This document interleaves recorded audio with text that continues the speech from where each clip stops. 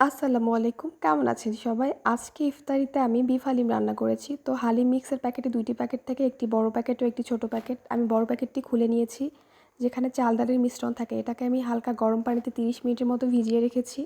এরপর আমি চুলায় প্যান বসিয়ে দিয়ে পরিমাণ মতো সয়াবিন তেল ও পেঁয়াজ কুচি দিয়ে দিচ্ছি। তারপর গরম মসলা দিয়ে দিচ্ছি। এরপর ১ টেবিল চামচ আদা ও রসুন বাটা দিয়ে দিচ্ছি। তারপর ১ টেবিল চামচ হলুদের গুঁড়া, মরিচের গুঁড়া, হাফ চা চামচ জিরার গুঁড়া ও ১ টেবিল চামচ ধনিয়ার গুঁড়া দিয়ে দিচ্ছি। হালিম মিক্সের যে মশলাটা আছে সেই মশলাটা আমি ৩ ভাগের ১ ভাগ দিয়ে দিচ্ছি ও ১ ভাগ রান্না শেষে দিয়ে দিব।